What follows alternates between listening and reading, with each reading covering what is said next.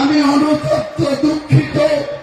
আমি রাজ্যের মুখ্যমন্ত্রীর কথা রাখতে গিয়ে সেদিন এই হিন্দু ভাইদের মনে যে আঘাত পেয়েছিল, আমি তার জন্য আজকে প্রকাশ্য এই লক্ষ লক্ষ মানুষের সামনে করজোড়ে ক্ষমা চেয়ে নিচ্ছি। ভবিষ্যতে এরকম মিথ্যাবাদী মুখ্যমন্ত্রীর কথায় হুমায়ুন কবির আর কোনদিন কোন সাম্প্রদায়িক কোন উস্কানিমূলক কথা বা কাউকে জিতানোর জন্য কাউকে আঘাত করার কথা হুমায়ুন কবির বলবে না। মমতা ব্যানার্জি হেলিকপ্টার নিয়ে বড়ুয়া কিষাণ পার্টির মাঠে নেমে আমাকে ডেকে বলেছিল যে হুমায়ুন, আজকের দিনে আমার কাছে খবর আছে অধীর চৌধুরী আবার জিতে যাচ্ছে, ইউসুফ পাঠান হেরে যাচ্ছে, মোহাম্মদ সেলিম জিতে যাচ্ছে, আবু তাহের খান হেরে যাচ্ছে, তুমি একটা কিছু করো। আমি বলেছিলাম, দিদি আপনি জেলার সাংগঠনিক সভাপতি করে রেখেছেন কাদির বিধায়ক অপূর্ব সরকার, আপনি জেলার চেয়ারম্যান করে রেখেছেন রেজিনগরের বিধায়ক রবিউল আলম চৌধুরী, তাদেরকে বলুন আপনার প্রার্থীকে যেতে হবে, আমাকে কেন বলছেন? তখন বলেছিল যা হবার হয়েছে, তুমি কেবল আমি ইউসুফের বাবা মাকে কথা দিয়ে বরোদা থেকে গুজরাট থেকে বহরম করে নিয়ে এসছি, তুমিই পারবে, তোমার কথা মুর্শিদাবাদের মানুষ শুনে।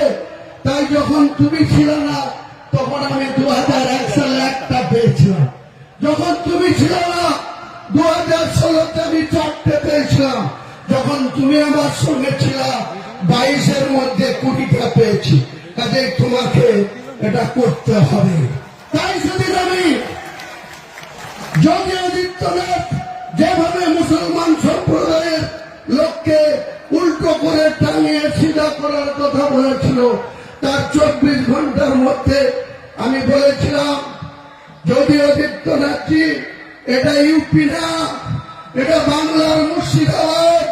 মুর্শিদাবাদ আমরা বসবাস করি, আমরা কোন সাম্প্রদায়িক রাজনীতি করিনি, কোনদিন করব না।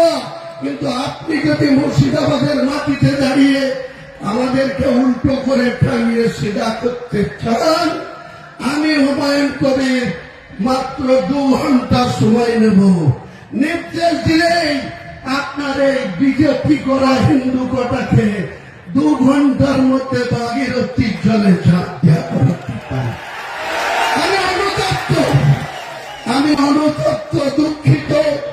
আমি রাজ্যের মুখ্যমন্ত্রীর কথা রাখতে গিয়ে সেদিন এই হিন্দু ভাইদের মনে যে আঘাত পেয়েছিল, আমি তার জন্য আজকে প্রকাশ্য এই লক্ষ লক্ষ মানুষের সামনে করজোড়ে ক্ষমা চেয়ে নিচ্ছি। ভবিষ্যতে এরকম মিথ্যাবাদী মুখ্যমন্ত্রীর কথায় হুমায়ুন কবির আর কোনদিন কোন সাম্প্রদায়িক কোন উস্কানিমূলক কথা বা কাউকে জিতানোর জন্য কাউকে আঘাত করার কথা হুমায়ুন কবির বলবে না। আপনারা ভরসা রাখতে পারেন। আমি প্রকাশ্য 1 মে 2024 সন্ধ্যা 7টায় যে কথা বলেছিলাম, সেটার জন্য আমাকে অনেক কথা শুনতে হয়। অনেক হিন্দু ভাইরা মনে করে যে আমি হয়তো সত্যি সত্যি হিন্দু ধর্মের বিরোধী বা সনাতনী মানুষের বিরোধী। আমি আমার লাইফে 63 বছর বয়স, 43 বছরের রাজনীতিতে কোনদিন সংকীর্ণতা কি জিনিস, সম্প্রীতি বিনষ্ট করার জিনিস আমি মানি না।